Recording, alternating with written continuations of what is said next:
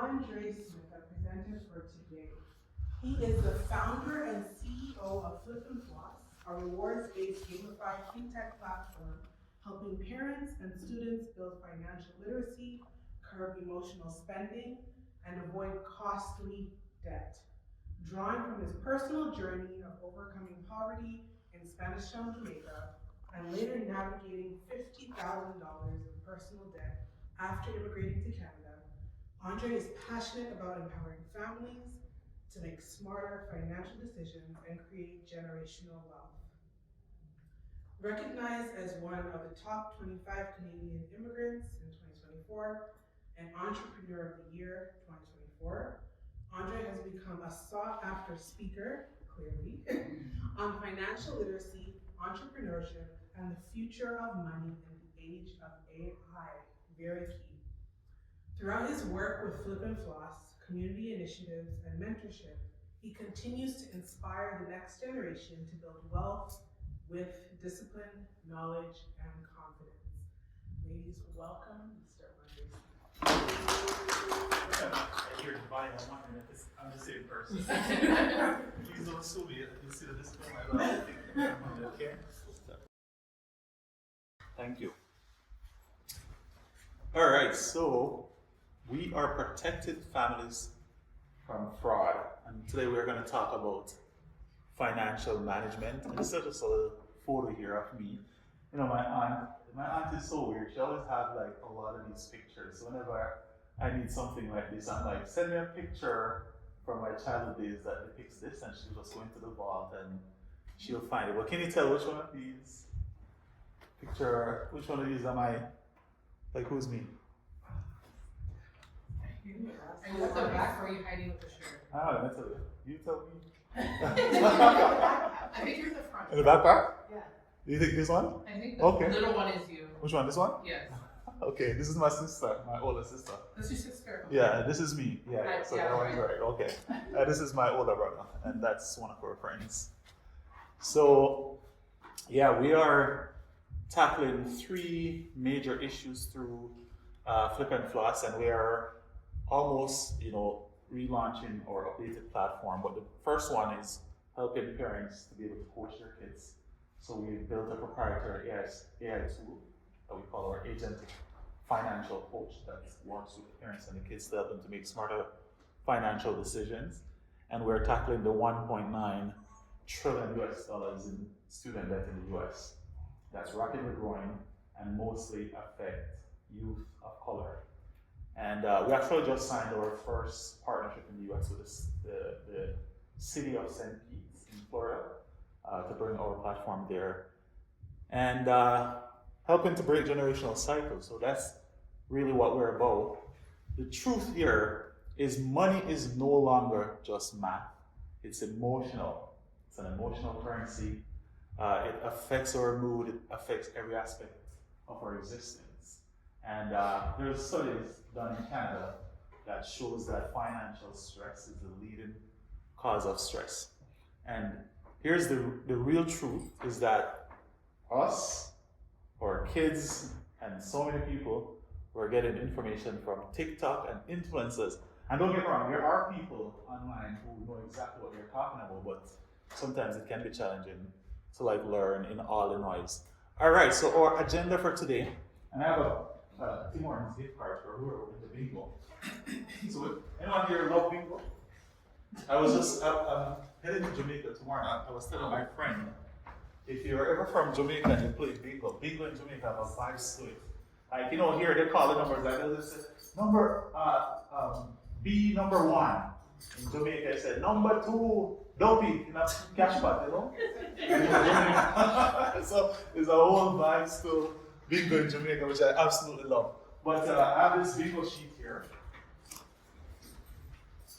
And works like a real bingo. So essentially what you're going to do is go around the room and ask everyone except me a question here. And then you're going to put the person's initial. So let's say, for example, you came to me and you said, did you save more than $1 last year? That was the last. And I said, yes, it was my initial. And then you're going to keep going through until you bingo. So everyone cool with how bingo works, right? You have the BINGO and you can go across. Anyway, yes. So we can use our names more than once, right? Not your name, but I mean. yeah. More than one, for more than one question, yes. But you want to ask as many people as possible. The objective is really to get to know the person in the room. And the first person at bingo gets a $10 Timmy's gift card. All right, I chose Timmy over Starbucks. I've been going for Tim Hortons. I've been going to Tim Hortons for what? How long have I been? I've been 14 years, so that's a fun fact. 14 years, been a loyal Timmy's fan, and I got nothing in return to show. All right, ready? So we're gonna do this for about 5 minutes. So just go around the room, ask the person a question. First person bingo, $10 Timmy's gift card. Let's go. You know, I was telling myself, I knew this was gonna happen. I was like, maybe I should get 2 $5 ones just in case we have people going at the same time. Next time. I remember next time. All right, so we're gonna talk about mastering debt and financial management. Now, when I talk about finance, I don't like to just tell people, oh, you need to cut back things, or you need to. I talk about how to use tools and systems to build wealth, right? And I know I have they asked me anything toward the end of the presentation, but feel free to ask me any question at any time, interrupt. And I like to say no question is a dumb question, and every question deserves a great answer. Oh, the instructions came after the fact. All right. What is debt management? That's a question to you. What do you think? What do we mean by debt management? Managing your debt, that's correct. Yep, managing it. Yeah, that would be straightforward. Anything else? When you think about debt management, what comes to mind? Knowing your debt. Knowing it. That is so important. A lot of people don't know. They don't even know how much interest they're paying on the debt, right? What else? The plan to pay it off. The plan to pay it off, exactly, yeah. That is a part of the management piece. Anything I was else? gonna say, like, I've just recently learned what my rights are on my debt. Yeah. So, Yeah. for instance, like, I didn't know that in Canada, after 2 years of not paying a bill, and I'm not saying that, like, this is how you should operate, because obviously it affects your credit score, but you are not obligated to pay whoever takes over the debt. So, like, legally speaking, if, say, for instance, I've had a credit card with, I think it's like Canadian Tire, for instance. Right. If Bill Nye, the science guy, decides to buy the debt, Yeah. we didn't have that combo. You Yeah. did that without my understanding. So Yes. technically, I can get that removed because we don't have that contract. I mean, you're right to some extent. That's called debt factoring. So when the organization sells the debt to someone else, they sell it for less, and that company hopes to collect the full amount. But like you said, it affects your credit. So, I mean, whilst what you're saying is true, what I like to think about when I think about money is the time value of money, right? Because sometimes we might say, 2 years from now, or 3 years, or 4 years, it's going to stay on my credit, or it's not going to affect it, whatever the case is. But that's 4 years of opportunity cost. That's time you could have used to build wealth. So that's how I look at money, right? That was the approach that I was told when I just came to Canada. But in the context of me buying real estate and investing in stocks and thinking about relationship, when you think about building wealth, you think more about the relationship with the bank. Like there's somebody, all the banks that I have my mortgages with, that I can call and say, hey, this is my situation, this is whatever, right? So you start thinking more about relationships, and that's truly how you are going to get to that point of building wealth, especially when we start talking about how to manage good debt, which I'm going to talk about shortly. So when I think about debt management, I think about something being strategic. I mean, almost everything in my life I think about being strategic. And when we talk about something being strategic, we're talking about working towards a certain outcome, right? So you have to be really intentional that, okay, you're going to pay off debt, you're going to know your interest rate, you're going to know these things. But then you want to think about what opportunity exists to use debt to build sustainable generational wealth, all right? So debt management is the strategic planning of borrowing and repayment. The goal is to avoid excessive interest costs and financial stress. Albert Einstein says, those who don't know the power of compounding, they pay it. Those who know it, they earn it. Which means that the more you know about money, if you know how interest works, you use it to your advantage versus being the one that's paying for interest costs on borrowing. Like when you take your credit card, that's considered bad debt, and there's a lot of interest rate on it. Versus if you were to take a line of credit, which we're going to talk more about that. If you were to take a line of credit, use it to invest, to build more assets and build generational wealth. Good debt management strengthens credit and long-term financial stability. So that's what I was talking about. Strengthens credit. So that's one of the things that you really want to focus on. And I will tell you, because one of the things that I heard when I just came to Canada is that as a black person or a person of color, oh, the banks are not going to give you this. Well, I'll tell you, up to a certain extent, and I say up to a certain extent, everything is objective. You want to get a mortgage, it's literally a criteria. You have a certain credit score, you have a certain income, you have a certain debt to income, and when you meet those, you qualify. Now, if you're going into more bigger borrowings, where you're trying to borrow millions for investment, then we might say, okay, there might be more subjectivity there, right? But for most people, accessing certain type of credit is objective. So you really want to focus on this aspect, is the credit management, but you want to focus on long-term financial stability. Right? So certain choices that you make in the short term, it might seem pretty good, but it affects you in the long term. It prevents you from building generational wealth.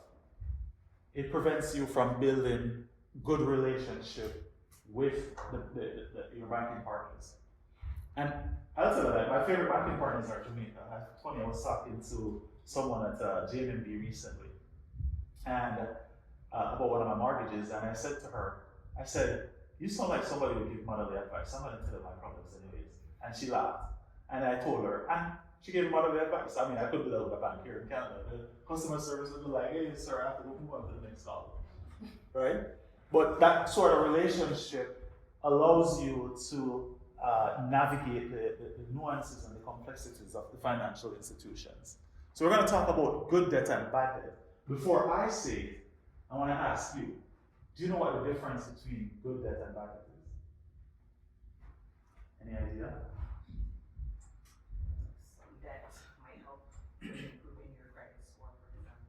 Exactly. So good debt can help with improving your credit score. Yeah. Well, technically, isn't all debt good debt until you stop paying it? You tell me. Is that, are you saying that? I kind of feel like that's, kind of the case. Like, all debt is good debt until, like, you miss a payment or until you can't afford it. All right. I mean, from the perspective you're looking at it, it makes sense. But from what I'm looking for, it's different. I know where you're going. Yeah. But what you're saying makes sense. So we'll stick a pin with that right there until we get to what the definition is. Anything else? I feel like an example is like OSAP. So I feel like in this example, like for me, it'd be good debt because I was able to like get my diploma and make good money. So to me, it's good debt. My credit card, not so well. That's gonna be bad debt because I don't need it, but I buy it anyways because I want it. You're absolutely right. Me too. Funny, that was gonna be my next question. That was gonna be my question to her. Can OSAP be bad debt? Oh, Yeah. for sure. Tell me more. But for me, I'm looking at it in a good way. Yeah. Because like a portion of it I owed, right, and I Right. paid, but it still could also go bad because I feel like for some people they give them too much money, Yeah. and then now there's another side to it where people are scamming. Right. So yeah, that's bad because they think they're not going to owe it back and they're going to. Exactly. So the return on the investment, the ROI, you said you took OSAP, you got your diploma, and you were able to make more. That's positive ROI, so that's good debt. But for some people, they take OSAP, they're not making any more, and they owe a lot of debt and they're paying interest. That could be seen as a bad debt. And that is the case for a lot of people, especially in the US, where they owe like a couple $100,000 in student debt. All right. So good debt supports long term. Throughout my conversation around debt management, and even any one of my sessions, you'll see me talk more about long term versus short term. And having a long term view of managing money and building wealth, you'll see that it helps you a lot more than thinking just about the short term. Most people, when I talk to them about money, they're like, how can I turn 500 into 10,000? How can I? People just want to make money. No, a lot of money. But in reality, even when you think about a long-term view, in accounting, they will say anywhere between 12 months or more is long-term. So long-term don't necessarily mean 10, 20 years. But once you adopt the long-term view, it affects the choices that you make. Right? So you want to think, home ownership. Let me ask you a question. And this one we see on social media a lot. That owning a home is a liability, it's a bad debt. Is it? So it appreciates. Yeah? It appreciates. It appreciates, yeah. Anything else? Yeah. So I've got friends in Sweden, and it's so interesting because like there they have a ton of millionaires, but they don't own homes. Yeah. Like they are taught in high school how to like start investing Right. very well. Yeah. And so like per capita, I think like most people Yeah. are like living off 6 figures plus. It's an interesting thing, but like their rent also is not expensive. Right, It's yeah. not the way that New York is or Toronto is. And that piece makes a big difference. What would make a home ownership a liability? Because when you think about it, you buy a property today, 600,000 mortgage, that's a loan.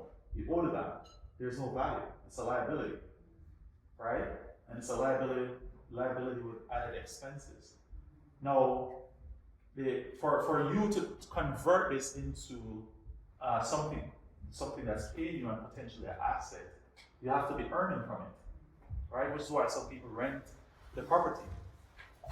Now, the challenge for a lot of homeowners, and I remember when I bought my first property, my stepdad used to tell me that I'm going to become a slave to my mortgage. And why he told me that is because of how most people think about property ownership. And I believed them because I didn't know much about investing in real estate. But when you actually look at using real estate as a financial vehicle or a financial instrument, you start to think about it differently, right? And I don't want to get to too much of that now because later on I'm going to show you how you can use home ownership, one property, to get to multiple property. All right. So I'm gonna tell you that a little later on. Bad debt is driven by consumption, like you said, the credit card. You book the ticket and go to Dubai or wherever you want to go. Or you buy the brand new outfit. And we'll justify it. We always justify it. Yeah. I mean, and that's okay. And this is why I tell people when I teach money, I don't tell people not to live. That's the problem when people talk about money. They tell you, oh, don't buy this, don't do whatever. No, you should be telling people to make more money so you can buy whatever you want. Right? But high interest rates like credit card, that's over 20%. If you want to know if something is a bad debt, you want to look at the interest rate. That's called the cost of borrowing. And you want to benchmark it against what the market is returning on investment. A good way to do that is to look at the index fund. So you can just quickly Google what is the index, the return on, the S&P 500. It will say something like 7 or 8%. Now, if that's the average return that you're getting, 20% is crazy, right? You shouldn't be spending at 20% unless it's absolutely necessary. And so once you start thinking that way, you start thinking about managing money differently.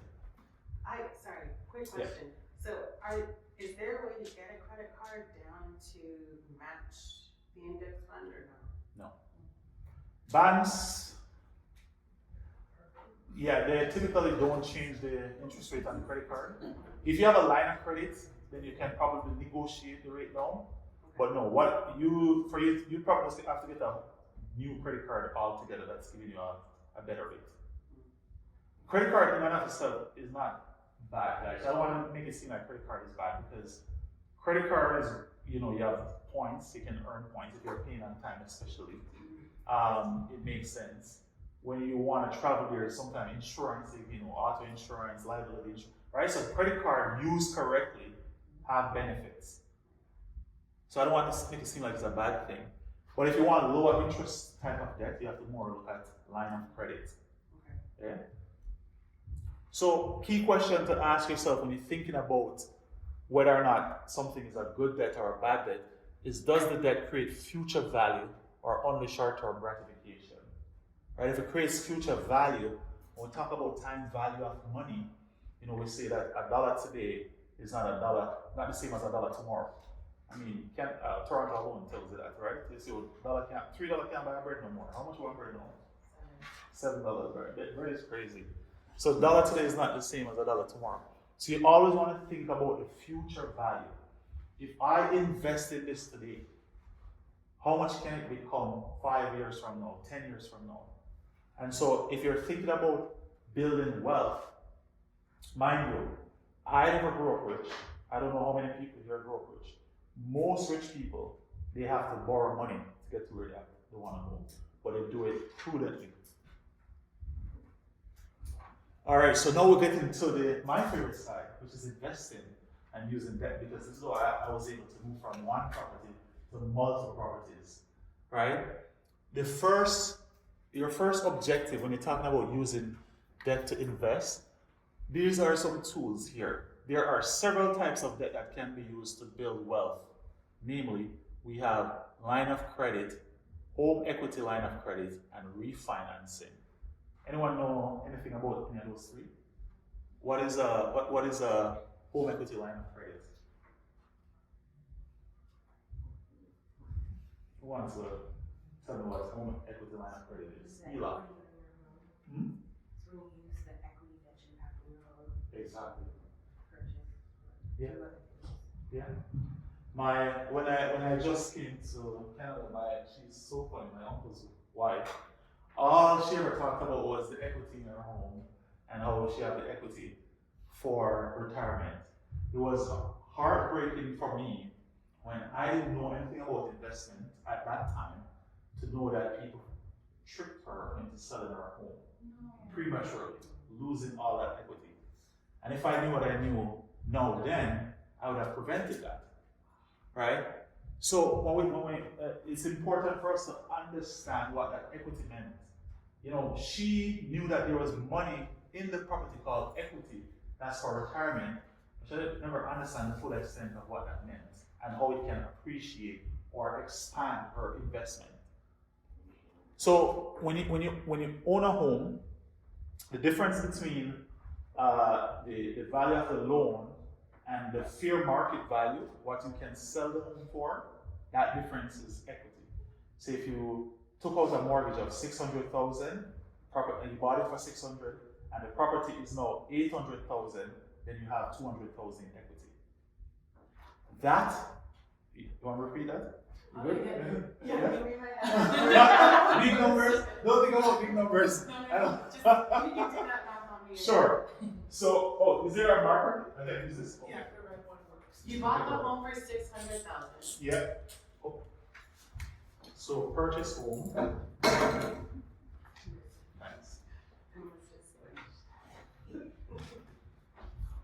Oh my God. 600,000. Can you see? Yeah. Perfect. And it's called, some people say market value or fair market value. That's what you can sell the property for. When you talk about fair market value, it has to be at arm's length, meaning that you have no blood or other relationship with the person to arrive at fair market value. So if you can sell it for $800,000, Okay, so the increased value on the home is $200,000. right, the difference in that is the equity. And I will tell you, see those people that come to your house and say, oh, do you want to sell? They have a tool that they can see what the equity is, And they also have a tool that can predict what the equity will be in 5 years. Yes, that's why it comes from. We go back to it so we can get it. So this, you can almost look at this like an asset that you can, there are different ways in which you can get it out of the property. You can sell the property to get that 200,000, or you can come over here and borrow against the property by doing one of these two things, HELOC or refinance. And I'm going to talk about both of those. Right? Now, I'm a big believer in owning things and holding on. If you don't want to hold on, you can just sell it and get the cash and do other stuff. Now, yeah? Exactly, there you go. That's how I come up with the name, you got it. Yeah, so when you look at certain communities and you're like, how did they come here and do it? These are the things that they do. I'm not going to name any particular community. Where do you get the gist? They buy properties, goes up in value. They take out. So let's look at line of credit first. Line of credit, that one is straightforward. If you have decent income and good credit, you simply go to the bank and say, hey, I want to apply for a line of credit. The advantage to a line of credit over a credit card is the interest rate. You pay a much lower interest rate. I don't know what it is now, but maybe something like 10% or 7% relative to 20% on the credit card. Now the home equity line of credit, just like my friend over there says, what's your name? Shannon? Shannon. Okay, Shannon. Just like Shannon said, you're born against your home. So here, I believe you can borrow up to 80% of the value, right? So your equity here is $200,000. Because it's a home, it's considered a secured asset. So you go to the bank and the bank will give you 80% of $200,000. Right? So you can borrow, so that, how much is that? 80% of 200 is 160, I think. Yeah. So you can borrow 160,000, and I kid you not, you're gonna get $160,000 cash in your bank account. So that is the HELOC. That is the HELOC, yeah. And then Or it can be the refinance. I'm gonna go to the refinance in a second. I'll tell you what it is. Or you want to tell me what it is? Well, I was gonna ask. Tell me what it is. Is it you're able to refinance for the full purchase value or for the full fair market value? Good question, eh? For the full fair market value, up to 80% of it. I'll show you in a second. But you are close. You're in the right direction. Guess what most people do with the HELOC when they get it?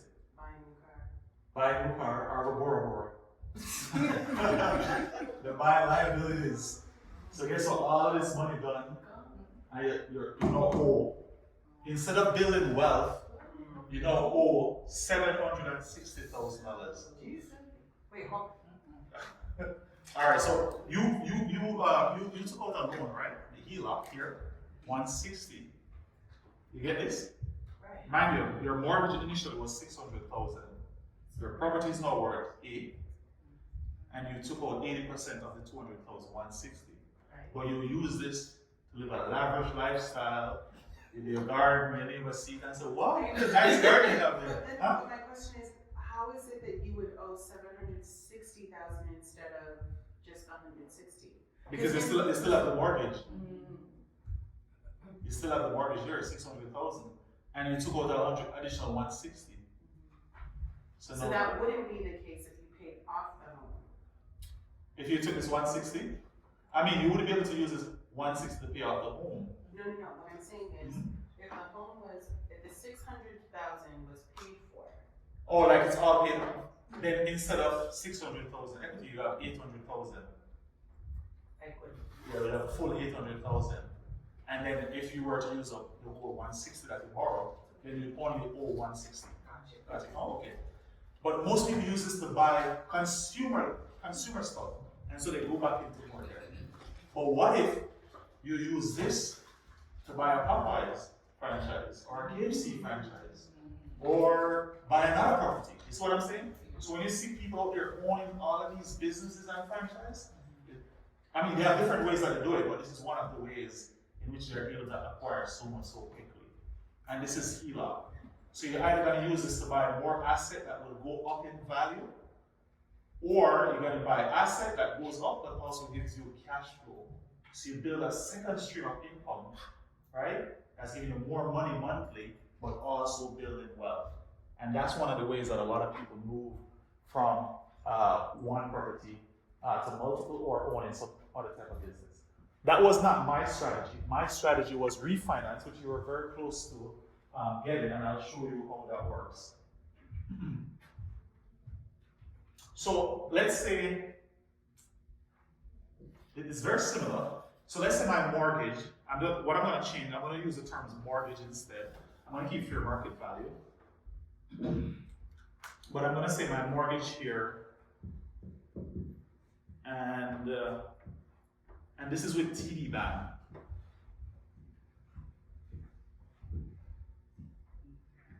And it's $600,000. Everything remains the same. I'm not going to change the number. And the fair market value is still 800,000. And the equity is 200,000, right? What I will do, so when you're refinancing, you're essentially, you can ask TD Bank, the same bank, for a new mortgage. It's almost similar to HELOC. It's just that you're not taking out a new mortgage, you're taking out like a line of credit beside the mortgage.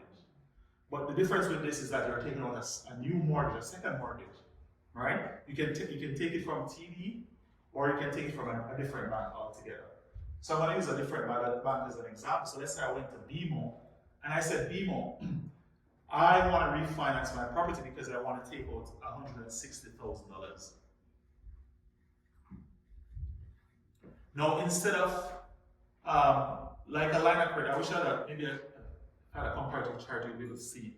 But instead of saying I have a $600,000 mortgage plus a $160 line of credit, what I'm going to do now in this case, I'm going to take out a new mortgage of, so I'm going to say new mortgage here. So this is the line of, refinance. New mortgage of the full amount of this, right? So $760,000. So now my mortgage on the book is no longer 6, it's 760. Okay. And the numbers are, let me slow down. No. You following? But I'm just trying to understand this. So I went and I bought a nice house in Scarborough for $600,000. Yes. I felt nice, and so I decided that I'm going to right now I'm paying on the first mortgage of $600,000. Correct, yeah. I'm thinking of buying a McDonald's or a Tim Hortons. Yeah. So now I've gotten a $600,000 mortgage and a $760,000 mortgage. No. So this new mortgage here is gonna cancel this one because BMO gonna take the 600,000 and give to TD and eliminate this one. So you no longer owe TD. You move that mortgage from TD to BMO. Gotcha. All right. But now you've included the equity on the home. Right. So you take the equity in the form of a new loan that you add on this. Okay. 160. Hold on, am I doing the math correct? No, it's supposed to be 7. No, the math is not right. That's what, hold on. So it's supposed to be that's 760. 7, yeah. 160 plus 600,000. So that's 760. Yeah. Yeah. I was right. Yeah. Okay. Yeah, I was right. Okay. So yeah, you have this new mortgage with BMO. You cancel that one, and now BMO is also going to give you that money the cash, right? So BMO is going to give you cash as well of 160. So you're still getting that cash in your bank account. The difference with this cash versus the HELOC cash is that the HELOC you have to pay it back. Whereas this cash, you can do whatever you want with it. You don't have to pay it back because it's already tied to your mortgage here. You get that? You get the difference? You're still paying it back to your mortgage. You're still paying back your mortgage, but you don't have 2 separate payments that you have to make. Gotcha. In this, yeah, in the first one you have to pay the mortgage plus the HELOC. Gotcha. In this one, you're just paying one payment to the mortgage. It's almost like a consolidation of the loan, putting them together. Everyone cool with that? So that is how you will get the equity out of your property to make other investment decisions. And that's on a refinance of home. Correct. Yeah. Refinance or HELOC. Right? So when your property has equity, don't just sit and watch the equity grow, because that will create a situation that we call dead equity, which means that it's not making you any new equity or any additional income. When you have equity, you want to treat it as an investment tool that you can use to build wealth. All right? Because your equity is competed with inflation, interest rates that drop in the value of that equity. Even though you're seeing the amount on paper, it is losing value to inflation. So you want to keep up with inflation by investing, by doing one of those strategies there. All right? So if interest rates are low, consider using line of credit.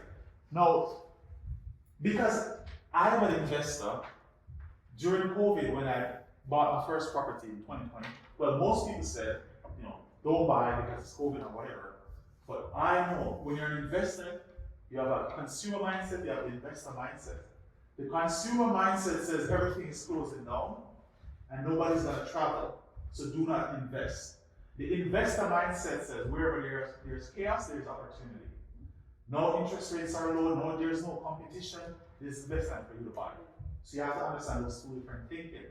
And so when I bought, everybody thought I was crazy, but guess what? Interest rate came down considerably.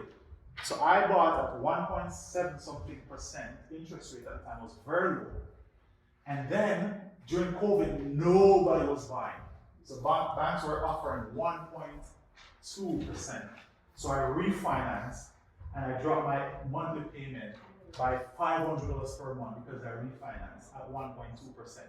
So I was essentially getting free money. So imagine you borrow at 1%, you invest and it's growing at 10-20%. That's how you make money work for you. All right? So that is why it's so important for you to pay attention to interest rates. All right, so I've sort of walked through that already. Any questions? Everyone good with the explanation?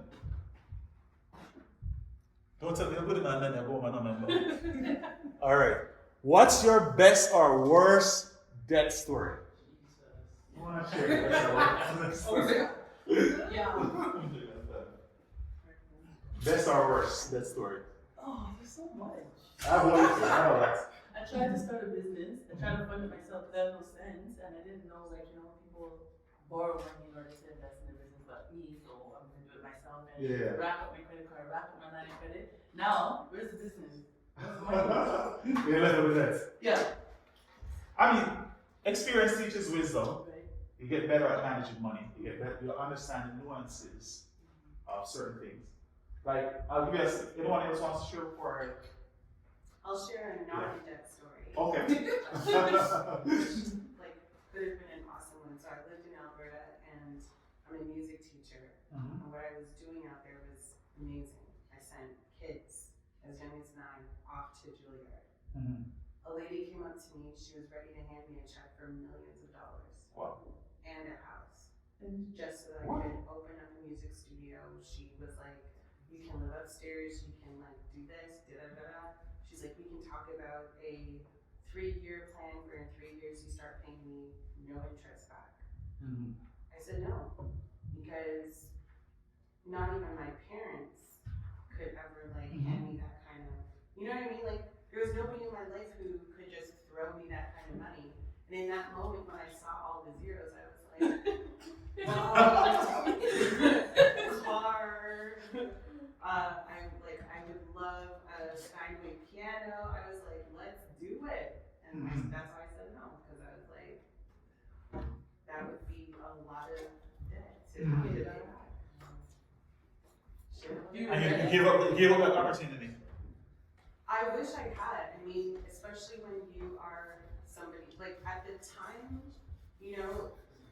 not realizing that somebody else believing in you is something that counts. And she saw something in what I was doing at the time that I didn't see. And so like to have like fumbled that back. Yeah.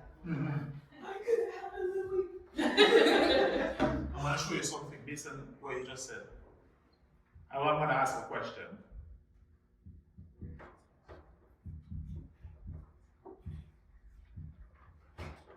Anyone know what that term means? Opportunity cost.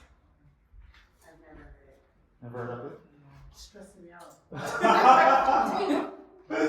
So, the simplest way to explain opportunity cost is a cost that you incur by choosing one alternative over another. Anyone here is an entrepreneur or have a business or a side hustle? Yeah? So, by being here now, you're giving up the potential to make income, right? To learn. That is the cost.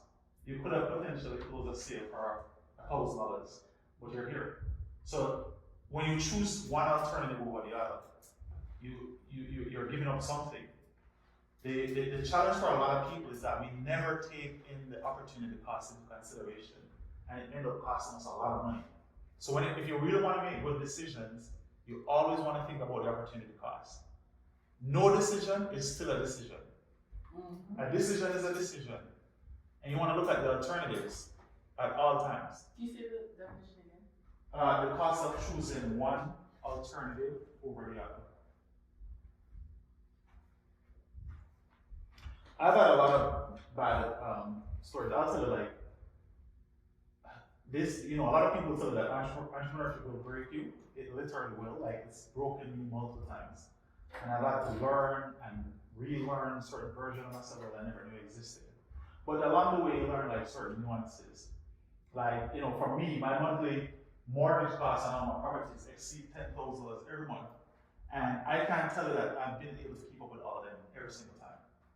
But along the way, when you don't keep up, you learn how the system can work to your advantage when you're not keeping up.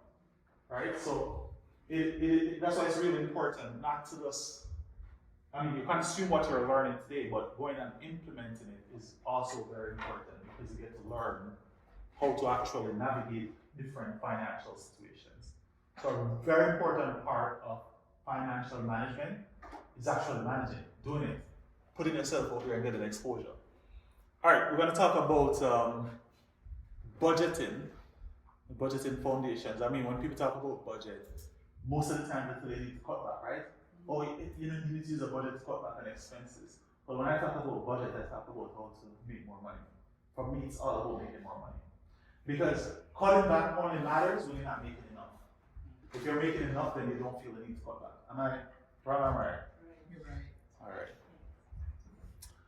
So this is supposed to be a joke. Hopefully, we'll get there. It's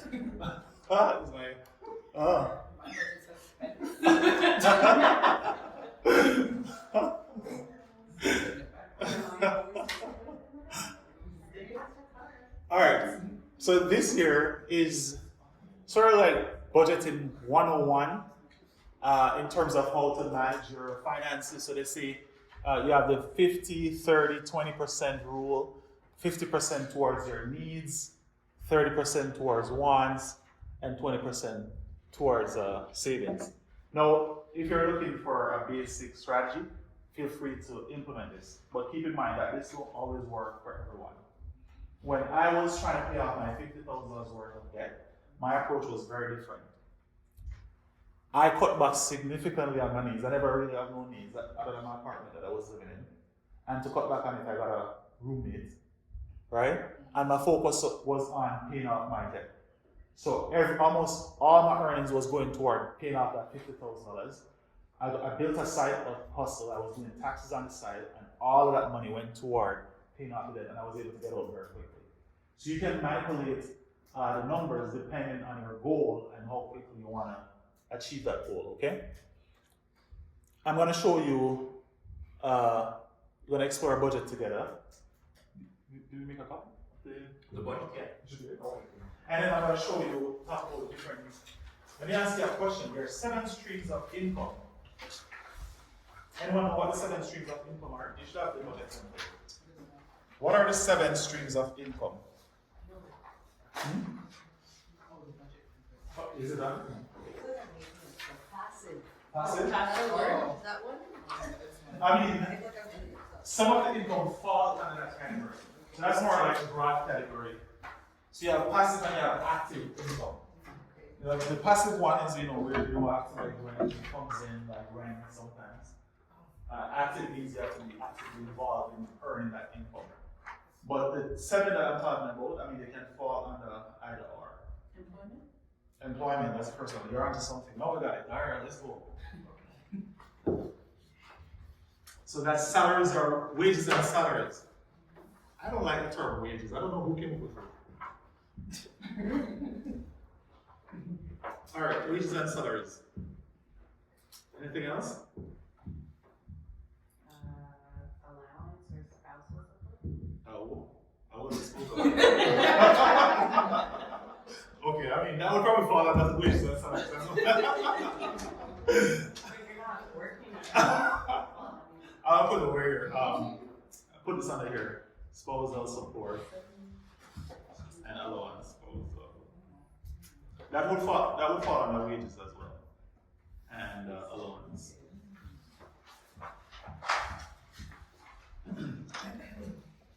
What's the other one? investment? Yes, investment. But break it down for me. There are 2 ways you can. There are a few ways you can earn income through investment. Dividends. Dividends. There we go. All right. What is a dividend? Tell us what is a dividend. It's like when a stock pays you. Exactly. So you buy stocks and they pay you. It almost work like interest rate. So you go to the bank, you put money in the savings account, you get interest. Same with investment. When you buy stocks, they pay you. Some stocks, not all, they pay a dividend. I just gave one another. I just gave you one of these streams of income. Interest. All right, so that's 3.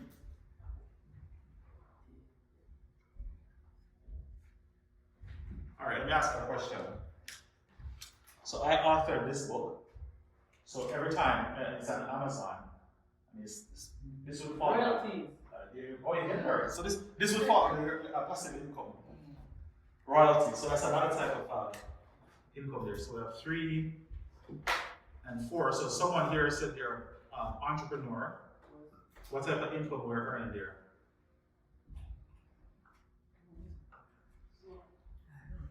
I didn't mean much.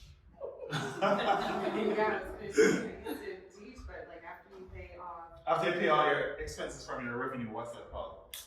not much. So you have revenue. Because you have revenue or income minus expenses. Profit. Profit. There we go. All right. So we have profit. What else? Someone said investment. What type of income? So we have dividend. That's 1.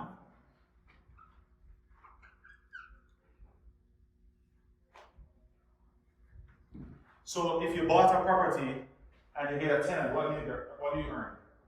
Rental income. All right. If you bought, so in investment terms, that equity that we spoke about earlier, you bought a property, you sell the property, you made $200,000. What is that called? That's $200,000. Gain. What type of gain? Capital. Who said that? Over here. It was her. Oh, okay, okay. So both take up capital gain. So there we go. Capital gains. Now, when most people talk about their budget and they talk about their income, this is primarily the only income they put on the paper. Wages and salary. Now, if you're looking to live a comfortable lifestyle, anyway, a lot of people say, oh, rich people sleep comfortable at night. It's quite opposite. You sleep way less, way more problem. So you're rich. No. No, I listen to rich people's story, I listen to rich people's story. So you want to make sure you're diversifying your income stream. I have personally earned from all of these 7 streams before. So this is what you want to focus on. Because the reality, when I look at most people, when they come to me and I look at their budget, their lifestyle is normal. I mean, cost of living keeps going up. So it's really hard to tell someone at the same income level with cost of living going up that they need to cut back more. We're going to cut back on. There's nothing to cut back on. So you need to tell people how to earn more money.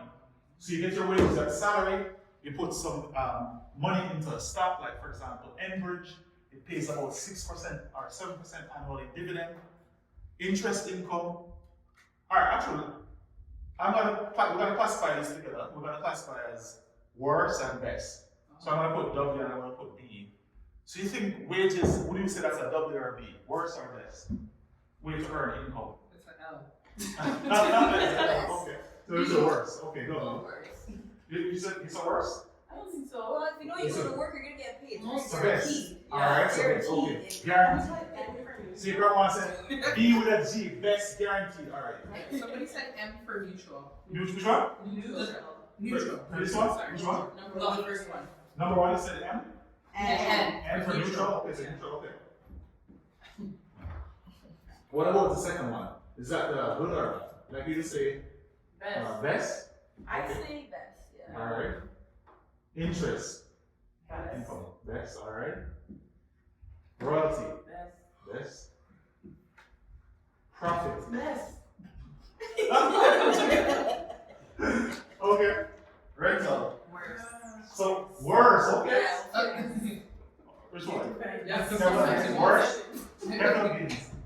Can you explain that a little bit? Capital gains. So that's when you buy a capital asset like a property or a stock, and you sold it for more than what they paid for it. So like let's say you bought, in the property example we had, that property was 600, we bought it for, we sold it for 8, we made 200,000. So that would be classified as capital gains. Best. Best. Okay. Alright. I'm not gonna go through and ask you about each of them because that's gonna be too much time. But in your classification of best and worst, what did you account for? What were you thinking about when you classified something as best versus worst? The amount of work or effort I would have to put into something. Amount of work and effort, so that's passive versus active. Alright, yep, that's a good one. What else? The one thing that's, Time. well, it's that will fall as passive and active. But yeah, when I'm saying like two things are certain, what two things? Death and taxes. Death and taxes.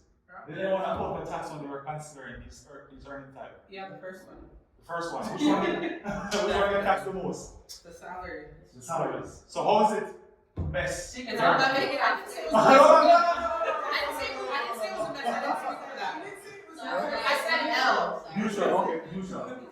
Because I feel like that's how most of us. So this is the worst. So we're downgrading this. Yeah. Like, okay, we're downgrading. I'm not gonna call it the worst because it funds me there. Huh?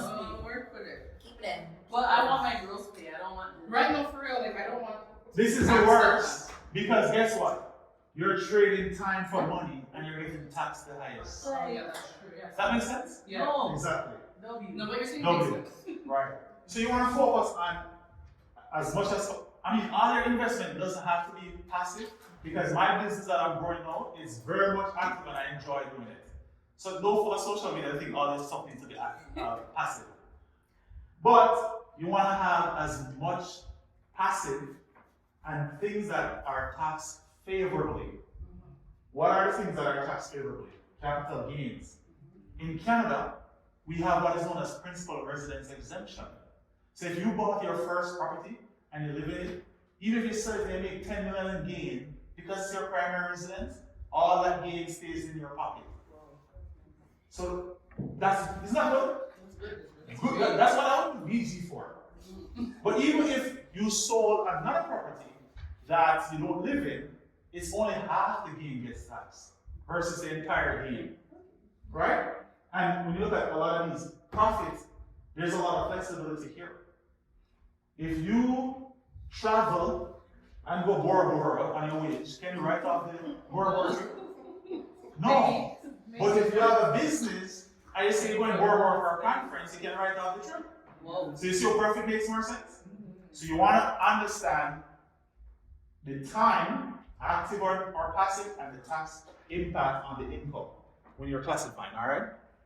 But the budget sheet that I gave you, really the highlight for this is to tell you you want to focus a lot more on income. Your expenses, they've pretty much been the same for a long time. I mean, if there's an opportunity to cut your expenses, then you want to cut them. But you also want to put a lot of effort on trying to make more money that you can invest and expand your portfolio while also diversifying your income stream. This is one, before I move on to the next topic, everyone got this already? This is one of the biggest things that I see with people when it comes to risk and risk management. So most people, when you ask them why they don't invest, what they tell them? It's too risky, right? I'm not gonna invest because it's too risky. Well, when it's, do I be Huh? myself confidence or do I risk it? Do you risk it? Right. So you have your wages, 6-figure, them call it. Everybody wants 6-figure income. I don't want 6-figure income. Why don't I want 6-figure income? No, because it's kind of, pay more tax. I want on my books, well, you look at my tax return, I pay myself like 30 grand a year out of my business because guess what? I get to get clean other things and benefits when I'm ready. Well, I'm not listening. Wages and salaries. So 6-figure, most people strive for a 6-figure salary. And if people don't want to invest because it's too risky. No, you're making $100,000 a year. If you were to take 20 grand out of this 100,000 every year and invest, what are you doing?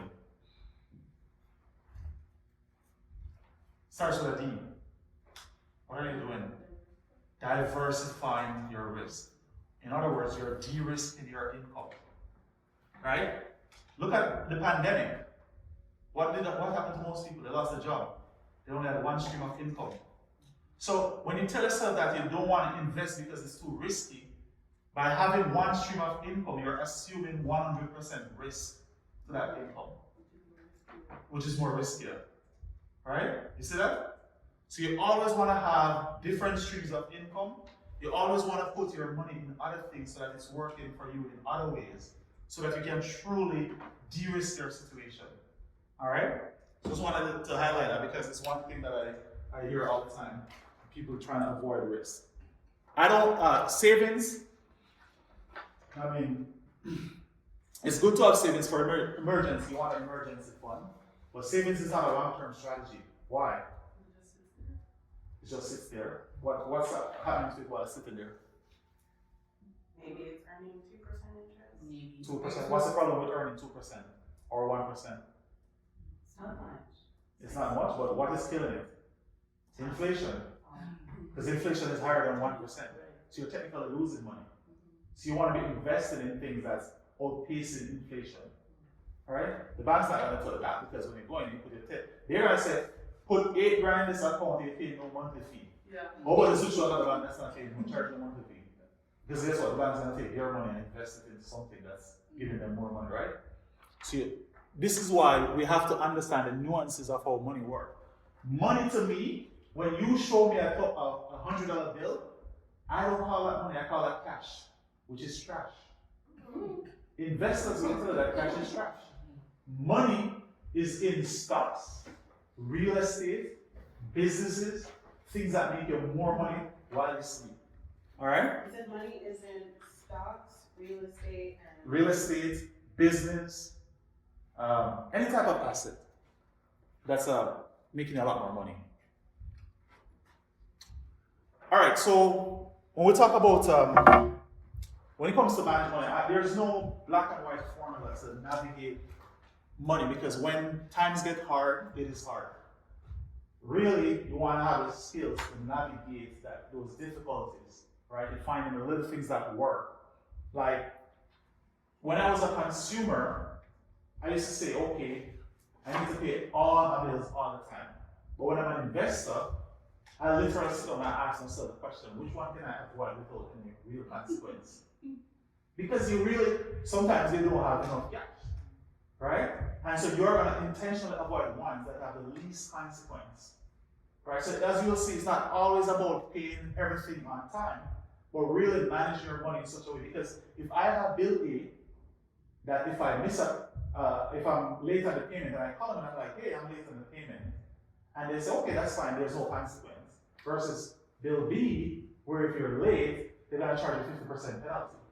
You see what I'm saying? So over here, you can top this one out and pay off this one to avoid the penalty. And that's literally just you managing your money well. You want to build an emergency fund. I would say if you have an emergency fund, to put it in a stock that's stable, right? What I mean by stable stock, you're looking at companies that's been around for a long time, and you know the stock price is not going to change drastically. So you look at Enbridge, you look at Walmart, you look at all the banks, you know their price don't change that much that easily. You said stable stock. Stable stocks, yeah, stable stock price. Whereas tech stocks, you tend to see a lot more volatility. And the reason why I say I prefer to have my emergency buys What do you consider a good amount?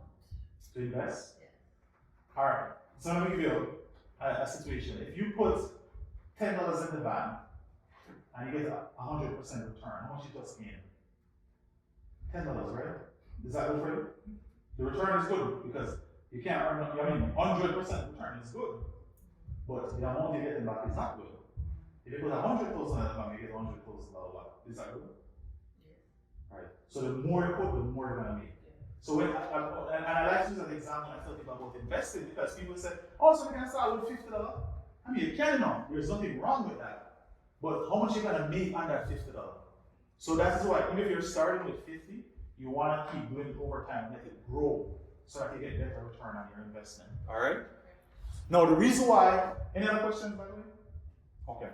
The reason why I prefer putting my money in a stable stock versus a savings account is what I said earlier. Savings, inflation. Your money is technically losing value, but you don't see it. Because what you're seeing is the $5,000 that you have in your account. It's still there. But that $5,000 today probably could have bought you this office furniture. Next year you can't buy it because it went up to like $5,080.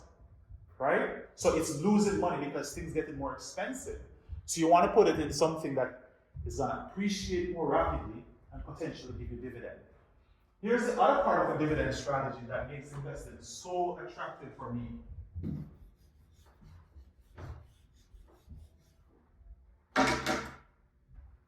Oh, where did I go? Oh, I'm losing my mind. Okay. And when I write drip here, I'm not talking about the song with it. I said, watch me drip. So, different type of drip is. When it comes to investing, do you know what the drip stands for? Oh my God, You just learned this? Oh, you just learned this? Okay. I just seen it. What is a drip?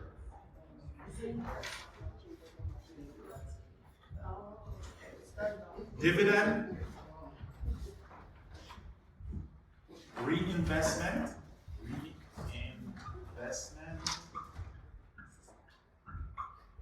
plan. What does that mean? When you get paid in dividends, it gets used to buy more. Exactly. Awesome, yes. So when you get paid in dividend, it automatically buy more stocks.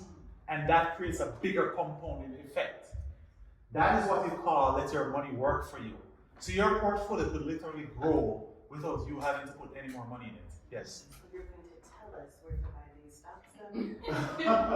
I mean, yeah, you can, any one of the major banks, you set up a broker account, put money in. So it could be TD, Wealthsimple, any one of the banks. Let's tell them that you want to open a broker account and you buy the stocks. And then what you could do is just do a quick search for top 5 best dividend stocks in Canada. I'll tell you, Enbridge will be on that list. Enbridge is really good when it comes to dividend. Well, I'd imagine any utilities would be. Exactly, right, there you go. Yeah. Airlines are not good right now. My stocks in airline, they're down a lot. I feel like, I get so comfortable to seeing like massive losses, I don't even think about it anymore. Reduce, Right. no, reduce non-essentials, negotiate lower payment terms. I've only done this once with my bank successfully. And it don't work, exactly. The bank is not really a budge. They dominate the market. Who are you? Go to another bank, they don't care. But if you can, try to. But what you want to keep in mind, the biggest takeaway here is that you want an emergency fund and you want to be able to be flexible with your finances when situation changes. All right, debt reduction strategies. Let me see how much time we have left. All right, any questions? So I'm just going to talk about these at a high level. Oh, yeah. Yes. Sorry, did you want to take a break right now? Uh, Or that's only. you want to take a break? Okay. No, not really, but like, I was just looking at her drink and then I was. You'll grab a drink? Okay, we can do that. Sure. Yeah, let's do like a 6-7. Sure. Thank you. I know everybody's gonna forget to put my needs. Learning done for today. No, I'm still listening. Okay, until. And I have some questions for you too. Alright, listen. Okay. Debt reduction strategies. Alright. So we have Snowball, which is paying off the smallest balances first to build motivation. So if you have like multiple outstanding debt and okay, the lowest one, you pay that one off. Sometimes you feel very like, okay, I feel like I'm getting somewhere, right? And the more you pay them off, the more you're able to take that money and pay it to the next one. So this is sort of like a momentum type of strategy, right? And if you think about a snowball, it starts small and it gets big. So it's like you tackle the smallest one, then you go to the big one. Then you have avalanche, which is pay the one with the highest interest rate first to minimize the cost of borrowing. So you're going to look at all your outstanding debt, and then you're going to say which one is costing the most right now. And that's the one that you pay off first. And then of course we have the good old MMP, which is minimum monthly payment, which is the one that you see in the credit card statement. That will, you probably borrow like $500, then it's like 10 years to pay it off.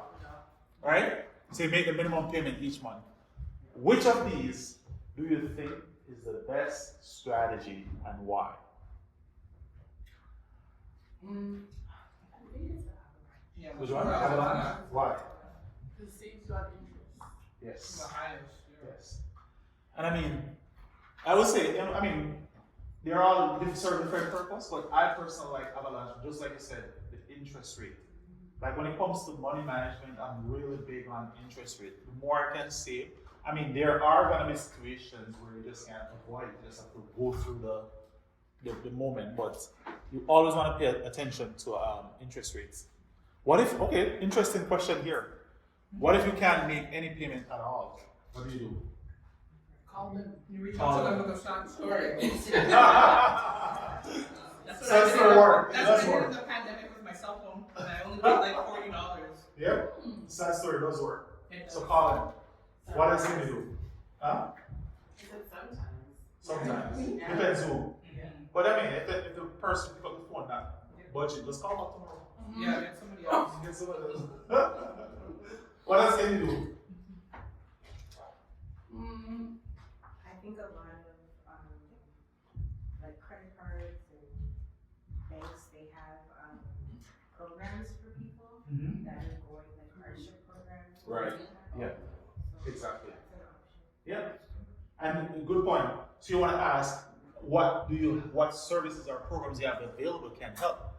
You can also extend the life of the debt. So like, for example, if you have an auto loan that was a 5-year term, you can see they can extend it to 6 years so that the monthly payment goes down.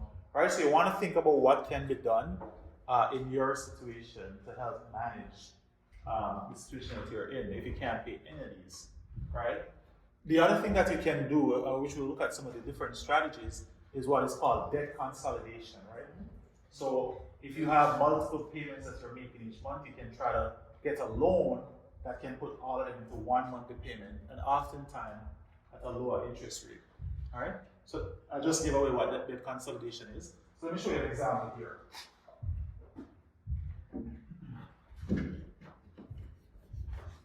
Like how you did with the HELOC and the mortgage, right? Right, exactly. Yeah, and then this one you can do with like smaller personal loans if you have like line of credit. So line of credit, I'm gonna just put LOC. So yeah, this one is like $5,000. Let's say 8% interest. Credit card,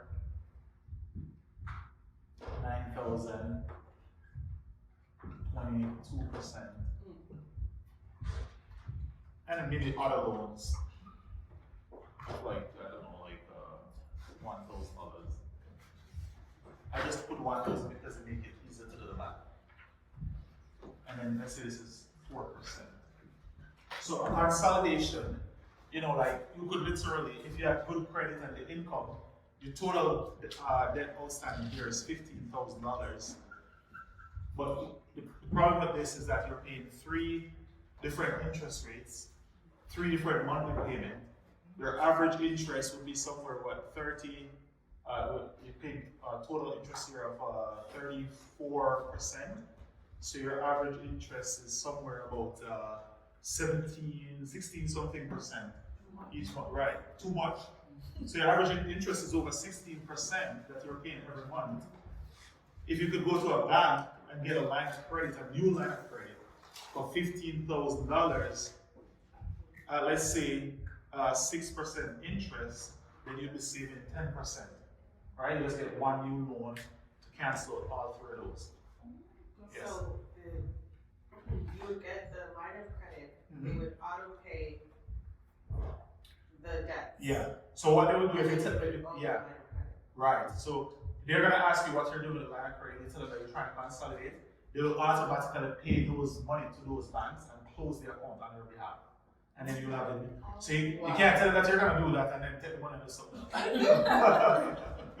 Right? So they're gonna take it, pay those off, and then close out the accounts. And you have this new loan with this institution.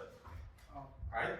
Usually, not all the time, but your goal is to get, when it comes to consolidation, your goal is to get one loan where you have one payment at a lower interest rate. That is your goal. It doesn't often work that way. But even if it's not working that way, you want to look at the average, and I think a lot about the average interest rate. It's not 16%. But in this situation, you're still keeping the credit card open. Huh? Well. No, you're closing the credit card. With a line of credit, Mm-hmm. or is it with a loan? If you have a line of credit, they still make you close your Yeah. accounts? Yeah, and they'll close the credit card. So it's 11.33% here. Why would they make you close the credit card?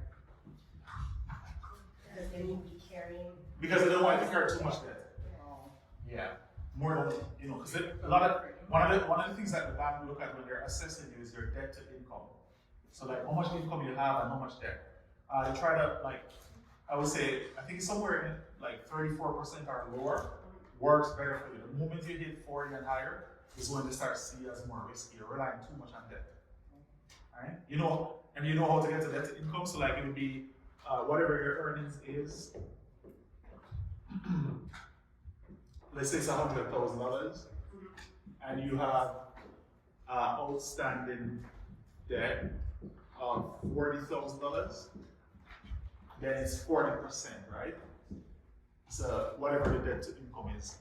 So it would be 40,000, 40K divided by 100K. Right, so what's the range that you want to stay within? I would say below 34% is ideal.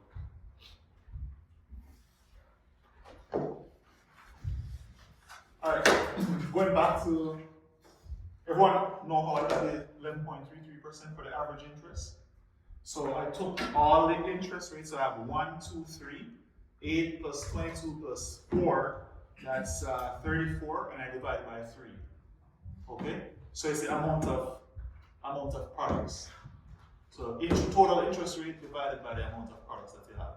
So if you have 3, it's 3. If you have 4, it's 4. Get it? Okay. And so you want to make sure that you're getting a rate at is not bad because at least you have one place that you need to pay. But ideally, you want to get below the average interest rate. All right. Any questions? Yeah. I mean, yes. Huh? I want to ask you about bankruptcy. Like, Okay. what's the difference between that and this? Are we getting there? We're getting there. Oh, You okay. can tell me. Thanks, How about you tell us one Yeah. time? Tell us I don't one know, time. I've seen it before, but I don't know what it is. Tell me what you think it is. What other than the commercial, when we hear bankruptcy? Wait, you know what's bankruptcy? So the lady in the background with the headache. That will give you a headache. That was funny before I did the consumer proposal. Huh? Just like that. Yeah. What's going on here? Hold on. A consumer proposal is better than a bankruptcy. If a consumer proposal is better than what? Bankruptcy. You tell me. I think it depends. Depends? Okay. So what it depends on? Because so I was hearing that businesses do bankruptcy all the time. I mean, Has that's, nothing to do with- business bankruptcy is different from personal bankruptcy. Okay, sorry. Good. But what if it's your business is your personal? It's still the same? So this is, let me give you an example of a business. You have different types of business bankruptcy. It could mean that the business bankruptcy could mean that the business asks for creditor protection. Nobody can want its assets. Or it could mean that they're looking to restructure the business and borrow. So you have different types. So when, and even for individuals too, not every time somebody files bankruptcy means that they're broke. That is what we typically think. Is that okay, once they file bankruptcy, they're broke. But bankruptcy comes with consequences. Right. So we're gonna talk, so bankruptcy, the difference between, all right, what was the question again? The difference between bankruptcy and what? Consumer proposal or consolidation? Between this one. So this one is that you're putting all your debt together to make one payment. You're not saying that you can't pay them. You're saying you prefer to have them in one. Whereas bankruptcy, you're saying, you know, you can't pay a fee. I can't afford it. Right? So that's the big difference. And then you go to the debt bonds, nice, you're telling the story and some story that they said, it's alright, cool, they're trying to go to bankruptcy, you don't have to pay for it. Right? Now, bankruptcy, Credit marshal. you're done. Yeah. You're done. I heard it's okay. No. Not right away.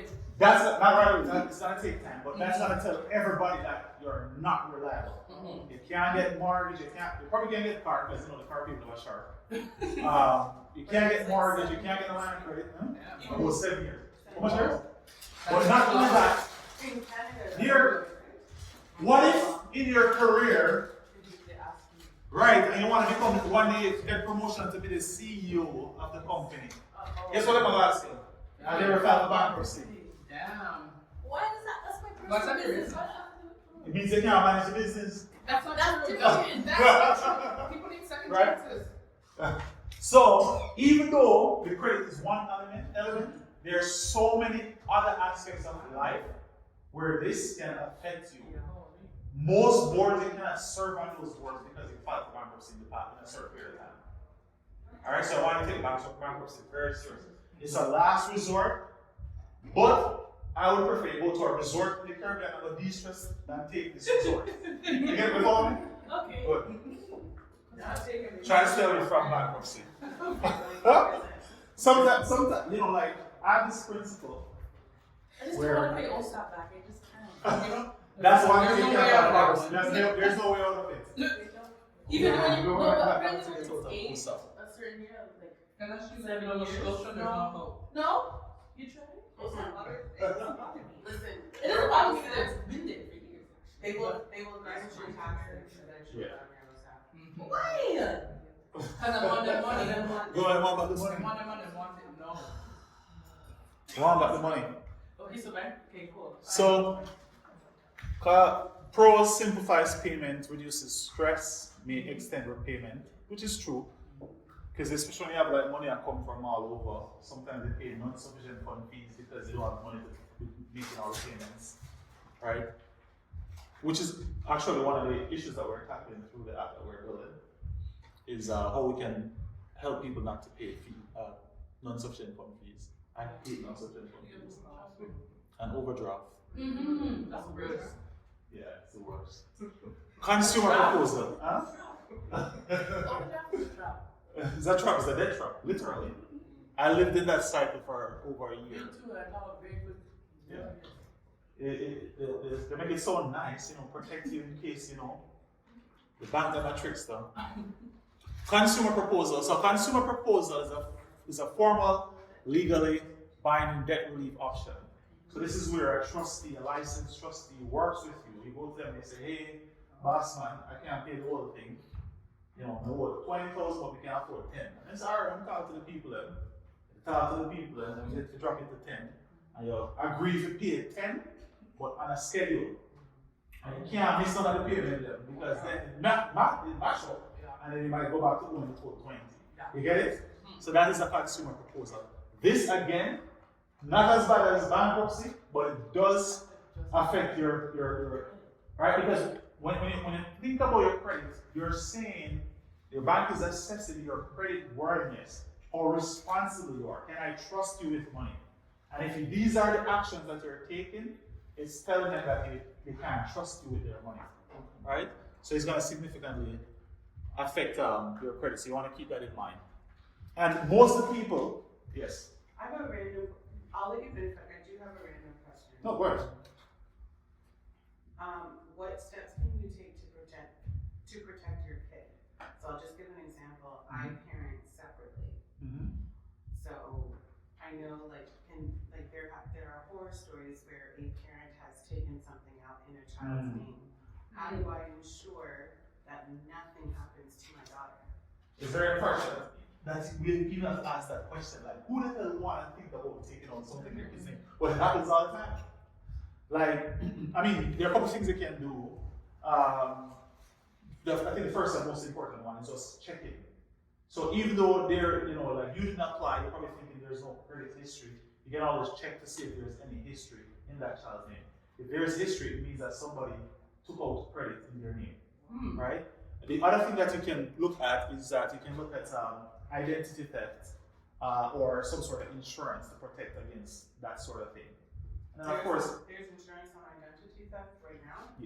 Something, yeah. I think if you look through the bureaus, they might have that. And of course, if you suspect anything, you report fraud. And you can also try to dispute it with the bureaus as well. Well, you can. I actually have a friend who went through the process of this, trying to clear her name, and both her parents were set up. Well, I mean, because they both took things out in her name. If she were to push through, they'd both end up in federal prison. So she was caught between, do I let them go to jail or do I just pay this off? And she ended up just paying it off. That's a side. It's unfortunate. It happens, but so unfortunate. I just don't think any kid should ever have to live through that. I mean, I'd never do that to my kids. But it happens. But yeah, those are some of the things that I would do. Yeah, but, and like just for everyone, just make that habit to like check your, I mean, I have a credit card when I sign up for notifications, so anytime there's anything new, these days you don't have to check all the time, they can turn on notifications. If there's any change, you get an email, right? You want to stay on top of what's going on with your credit. It's your passport. And we love passport where I cover it, so think of your credit as a passport. It's your access to anything financing.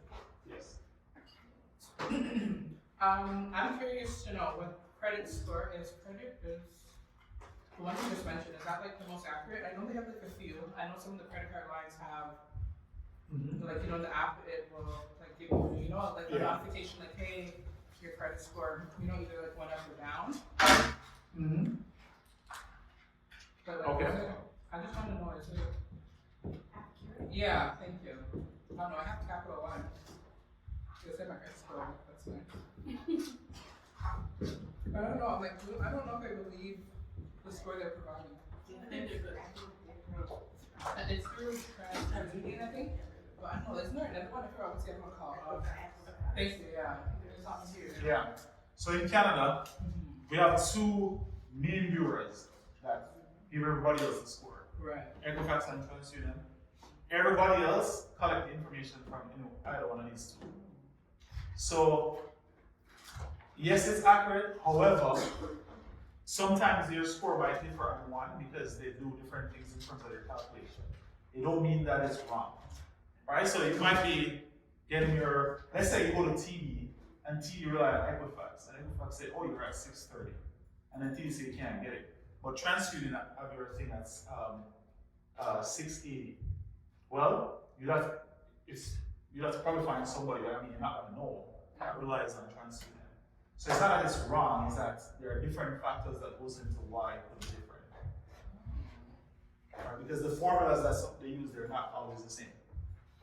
And then sometimes things might get reported to Equifax and it hasn't been reported to TransUnion as yet.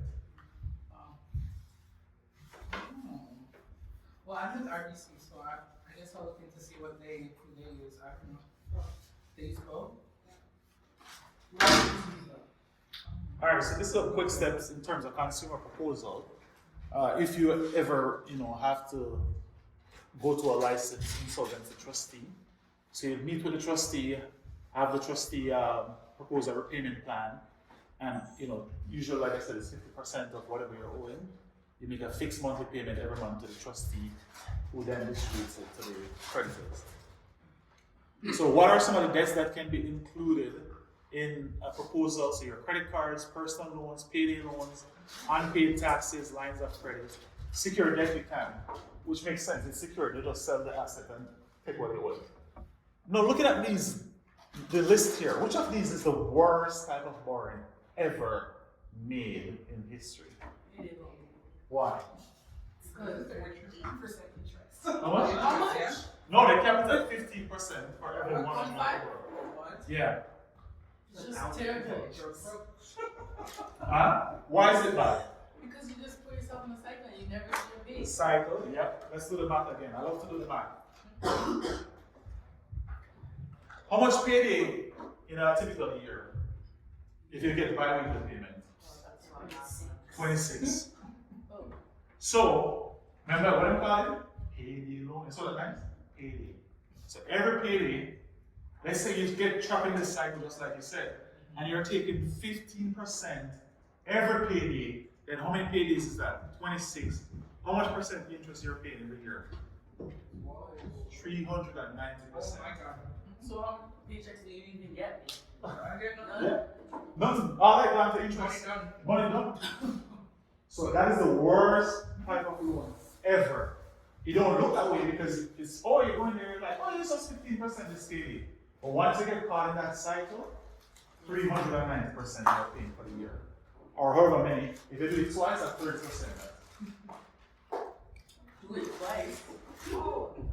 Which of these is the best? Which of these is the best type of person? Who's the best here to owe? And I'm going to put that asterisk beside best here to owe. Lines of credit. Which one? Lines of credit. No. No, the tax, the government. Why? Oh. Because you don't have Oh, to but pay I that. did versus I didn't even realize that. You don't really have to pay. You do. You do. I mean, you can attract the interest. It depends. Right? Because as a person, let's say you owe $3,000 now. Right? And next year you go file a tax and you get $4,000 offset. Right. So it depends. No, because if you're an older person and you're about to collect your pension, Well, yes, that's a factor as well. Then it's a statutory set off. Exactly. That's why I said it depends. There are many factors. Let me ask you a question. Is a refund a good thing? A refund? Maybe a tax refund is that a good thing? For me, yes. Yeah. Okay, fair enough. Is it good or bad to get a refund? I don't know. Why are you asking? I mean, It depends what I'm asking. Eh? it's bad in the sense that was money that you could have had. Exactly. prior You to just this. gave the government an interest-free loan. So the government collected too much money from you, and they give you back the following year. At the end. Yeah, so it's an interest-free loan to the government. What if they give you nothing? Sorry. Yeah, they never overcharge you. They back to keep all That's the good money. actually.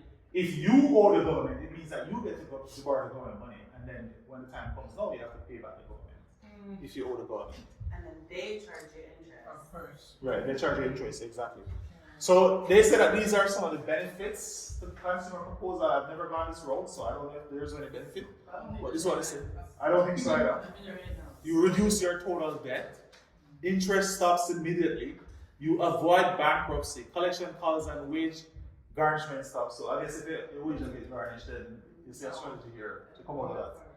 You keep your assets, home, car, RSP. So it depends. So it depends on your situation and what you're in, then maybe you can utilize this, right?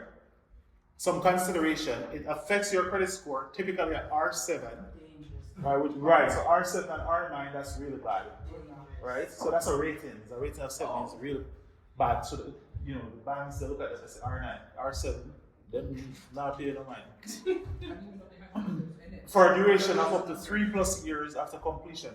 This is key. 3+ years after completion. So if you're in this proposal for 5 years, it's 5 + 3. So for 8 years, banks are going to see you in this. Right, the multi exactly. So let's look at the comparison between the three: consumer proposal versus debt versus bankruptcy. Okay. So consumer proposal, we already know what it is: agreement to pay a portion, debt consolidation, loan to combine, and bankruptcy, legal elimination of most types of debt, right? Effect on debt, so you pay less than owed in a consumer proposal. In a debt consolidation, it's repay full amount, but your goal is to get a lower interest rate or a one monthly payment. Bankruptcy, debt is discharged, it means that you're no longer in that, right? Gone. Consumer proposal, as it relates to interest, there's no interest charge. Debt consolidation, lower interest depending on credit. Bankruptcy, no interest.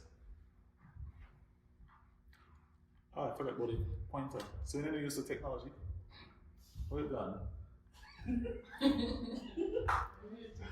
Overseen by, so there's the licensed insolvency trustee, debt consolidation. It is a bank or the lender, so it's still with the institution. Bankruptcy, so it's licensed insolvency trustee. I click only a point on the wall. No longer on the TV. Monthly payments. So lower fixed payments here under the proposal, varies by loan terms with the consolidation, possible if income exceeds threshold in terms of bankruptcy, right? So they're going to look at how much you're currently making in terms of your income, which is why most people will say they don't have no income. That's why it's good when you do business, because you know. Credit impact, R7, R9, which I think is the highest you can get, so really bad, as you can see. Depends on credit score here with the consolidation, right? So really gonna, it might not have that much of an impact or any impact really, other than maybe when you call them to like do the initial application, might have a small impact on your score. Assets, under the consumer proposal, you keep your home, car, RRSP, keep assets if payment is maintained, and some assets might be sold under the bankruptcy to pay the people that you owe. All right. Creditor protection, consumer proposal, yes, stops all collections. Debt consolidation, no legal protection. And bankruptcy, yes, stops all collections. Any questions? All right. Food and cooking, no? No, but I didn't know. Okay, listen. Okay. Credit score awareness. Yeah, I feel like we've been talking a lot about credit score. Very important to be aware of your score and what is impacting it. And you know, if you're thinking about buying a property, you want to have a score of at least 680 or higher, right? So your timeline, that is why it's very important to set your goals so that you can get your financial house in order before making any application. So credit score influences interest rates, loan approval, insurance costs. Some of the key drivers, this one is big, on-time payments. So this one has a big effect on your score. On-time payments, okay? On time, I think it's like a 30% impact. Account age, so the length of time, and diversity. So I mean, a lot of people say you have to have like all types of debt to be able to like show that you can manage different types of debt. It's not true. You can really get stuff with just like one or two. They're looking at the score. I don't think anybody's gonna sit down and be like, oh yeah, there's so much types of debt you have or you have. They're just gonna look at the score really and your payment history. Aim to have 30% or less. So this is your usage, or your usage affects your score. So if you can pay back in full each month, that's great. If not, try to keep it below 30, especially if you're trying to get your score to go up.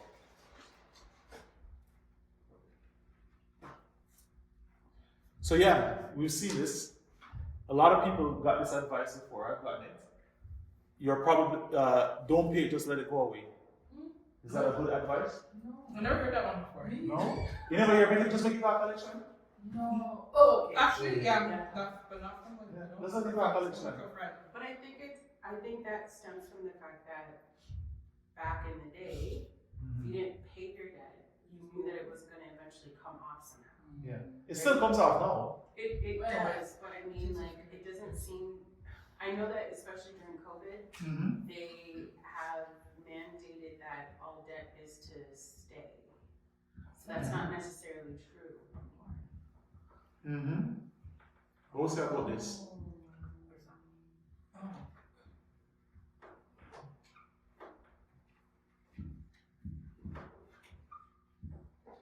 This is not math, by the way. This is That's time time. value management versus. This is time value of money, Oh. future value. So remember we spoke about opportunity cost earlier? So you want to think about that in the context of this.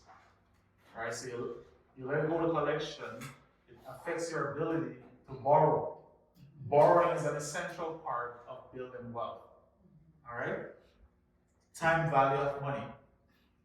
Opportunity cost directly affects future value when it comes to money. Because you're missing out on future potential. If you can't borrow to invest, then you're missing out on the future potential of any returns. Right? So when there are two finance terminologies that I put here that's very important, which present value. So TVM, these are two time value of money principle. So TVM is time value of money. These are finance terms. So you have future value and present value. So present value is how much it's worth today, and future value is how much can it become tomorrow. And tomorrow can be a month from now, a year from now, 5 years, 10 years, and so on. Right? So you want to keep that in mind when you're making decisions as it relates to this. I never knew that then, and funny enough, I almost dropped my finance course because it was too hard. It's a good thing I stuck it up. I stayed in the class because that's why I get to learn more about money, and in the context of things like this. Because this was the first piece of advice that I got when I just come to Canada. Until they said the pink slip I come, and every time they change the number, the people then get here and say, "Where did I get the number from?" You know, start calling. Like, you can't believe that. Factors affecting your credit score. So payment history, biggest one. On-time payment is very important. Missed payment hurts. So, the longer the missed payment, if it's 30 days, it's going to affect you. If it's 90 days, it's going to have a greater effect. Credit utilization, again, keep it at 30%. Length of credit history, so how long you have credit, that affects it. Types of credit, they said a mix. Not that serious, right? Nobody really, from my experience, really look at that and the mix. Recent credit inquiries. So we have hard inquiry and soft inquiry. What's the difference between the two?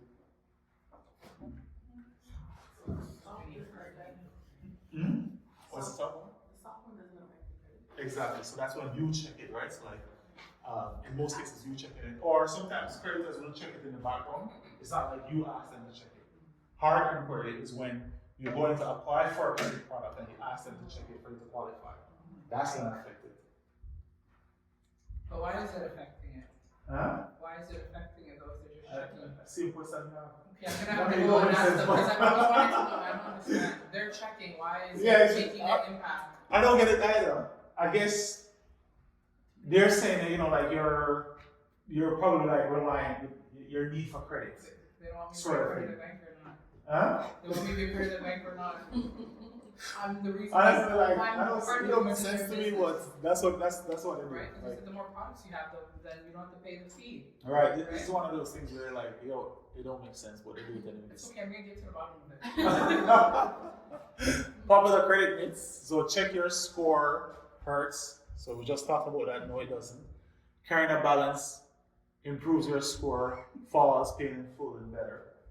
Closing all accounts helps your score. Falls because it drops your average age. Income impacts score directly. No, don't matter. Nobody cares. They don't ask you about it. However, income affects your debt to income, which is something the banks use to assess giving you credit. You only need one credit card. They have it here as follows. It's true. I've seen one credit card qualify for a lot of things, right? So this is something that I don't agree with. That's why I put it there, right? I've never seen a financial institution say, oh, you have one credit product, so we're not going to qualify you. They're going to look at your score. They're going to look at your payment history and stuff like that. Letting your debt go to collection is beneficial. False. So you can take whatever you want with this one. That one is debatable. I put it there because, like I said, I don't see it affecting your situation because I've seen people qualify for mortgage with just one credit card. All right, let's look at the behavior and mindset around money, which is very, very important. Still our financial success is strongly tied to habits, emotions, and belief. It don't matter if you have a degree in accounting or finance and whatever. Those things are a lot more important when it comes to money. Your mindset around money and how you manage your money. So avoiding impulse spending by identifying triggers and delaying gratification. When you say avoid impulse spending, Yeah. I will not. So that means you have to make more. Of course, that's You what guys I'm will make more. not gonna stop. Never. The second one is my most important. When I think about so I'll tell you straight up, I don't do New Year's resolution because I feel like New Year's resolution to me, like it's like every year you probably say the same thing. It doesn't really change the behavior. It's like you're just in that moment. It's like a FOMO kind of thing. Whereas I feel like long-term thinking is more strategic. What do you want to do in the next 5 years? What do you want to do in the next 10 years? Everything that I do and think about 5 and 10 years from now. Start investing in stocks, mutual funds, or other investment vehicles. And when I say investment vehicle, I don't mean BMW. Definitely. Okay? That's one of my corny jokes. Nobody laughs. Are you a dad? Yeah.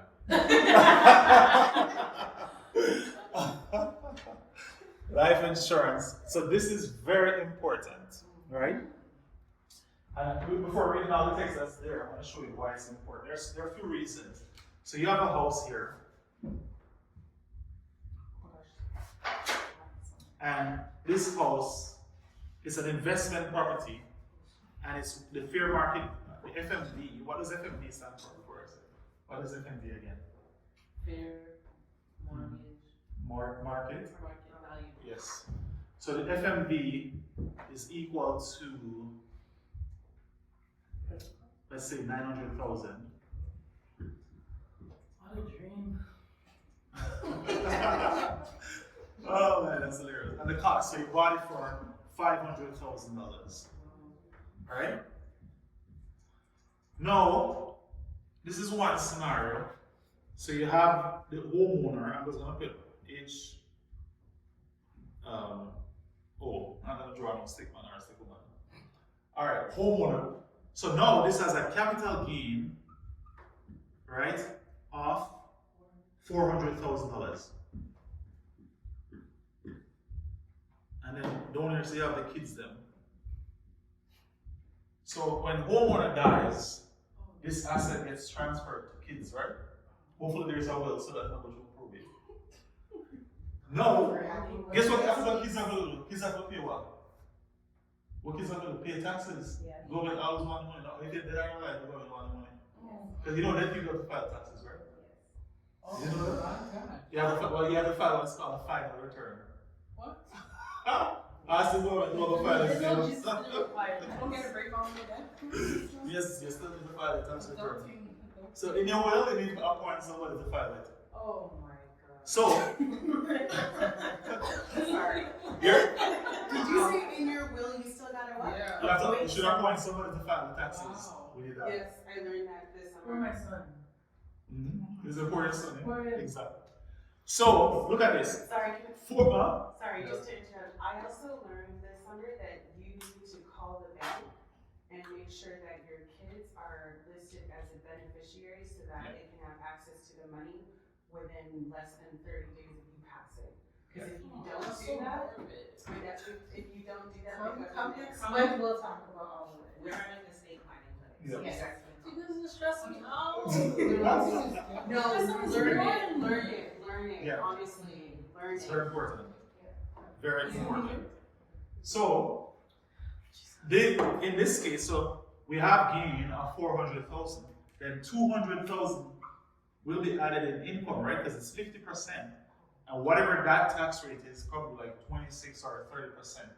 Kids that don't have to pay no tax, right? So that is why insurance becomes important. Because guess what? Let's say the tax rate, 30% of this is, so if I take 10%, that's what, 20,000. So 30% will be 60,000. So tax will be $60,000 a year. 60K. That's what kids have to come up with. Kids that don't have that, because kids that probably make 30,000 per year. So they charge that to minors for real? So Well, that's the case. Maybe let's use 18, 19, right? It could be 20 year old, whatever the case is. So, all right, let me just put adult child, AC. So, but on a real, if a child is a minor, they are required to. You're gonna go to the estate. They'll charge the estate. Your estate. So your estate have to pay the tax. All right. Well, so maybe not the kids directly, but your estate. Even though it's an asset that is literally being passed down. Well, I mean, if it was and I think that was one of the questions that came up. But if you can show that if it's a kid, then you can't show that's a primary resident because that wouldn't apply to a minor child, right? It would be passed on as a gift, which would trigger taxes. Still. Right. Well, it really depends. Like, if you, and I don't want to go off in tax and trust issues here, but it would still trigger taxes because essentially, when you pass away, there's what we're going to call a deemed disposition. It means that the government assumes that you sold the property to an unrepresented person. Right? So the tax has a lot of what is called a deeming rule. Right? So we assume the sale of the property. And that's why, and it would have also deemed to have been transferred either to the estate or maybe to your kids. All right. So if this is why the insurance becomes important because let's say if you have life insurance here, let's say homeowner has life insurance policy of 250K. Now homeowner can use 60K to pay taxes. So homeowner put that in the will, that 60K goes to taxes. Guess what? Kids get the gain here, plus they get whatever is left from policy. So you set up a case for success? Right. So even before talking about life insurance, I want to show you like why it's important. Like for me, I have a life insurance policy. I had a few of them, but I dropped it to one. The one that I have now is worth 300,000 Canadian, right? And my goal is for 150 each. Two kids I have each of them get 150. Among whatever else I have. So, and I update my will every year, right? So whether you think you have assets or not, you can still have a will in place. But that's one of the importance of life insurance. So let's look at life insurance again. Even and the whole life policy. So you have different types of policy. You have whole life and then you have term life. Whole life is the one that stays with you, right? So it's not for a particular term. Whereas term, it might be 10 years, 20 years. Once that term ends, it ceases and you get nothing. Right? Whereas whole life is that you probably pay for a period and it stays with you for life. So that one is usually better, it's more expensive. But term life is not bad. It's not a bad thing. Right? You can have one or two whole life and a few term, especially if you have properties. Right? Because if homeowner here, let me just remove these.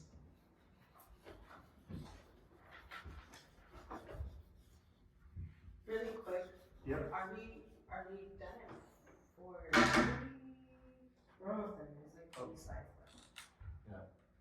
So homeowner has like little properties here. Right? So now, well, there's 3 different properties. They each have like 15 years left on the mortgage. homeowner could take one policy or 3 policy to cover each of those, right? Whatever the cost is for that, could have policies. So when a homeowner dies, those property get paid off and the kids get assets passed on to them versus liability. All right? So protect loved ones, that's why they have protect loved ones, that's what it means.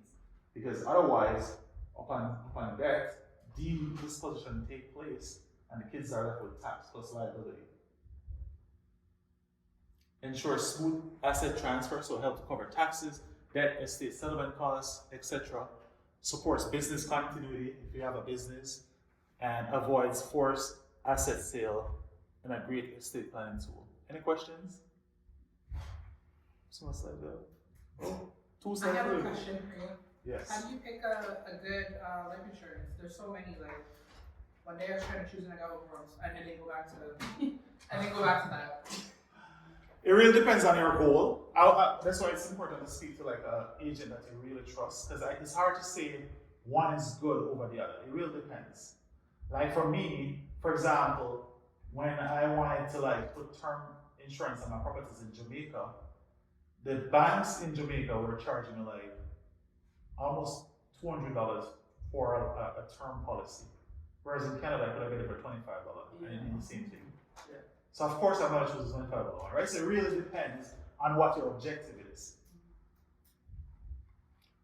Your debt freedom action plan.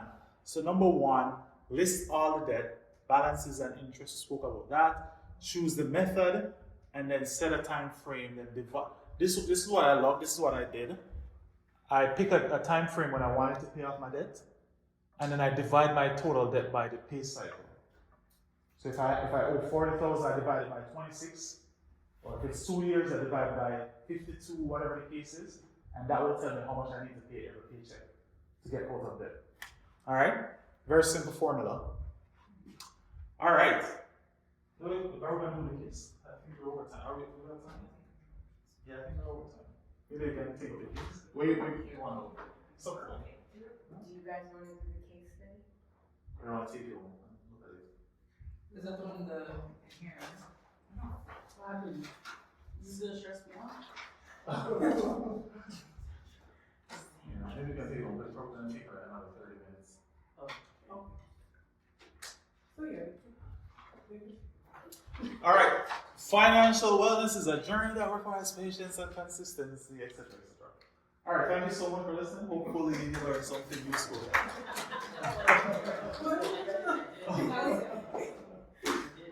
So ask your questions if you have questions. Any questions? This is your time. Oh yeah, I forgot about to ask me anything. Yes, that's something we want to ask.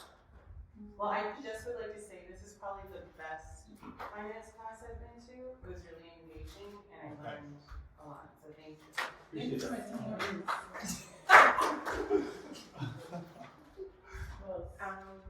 Any more questions?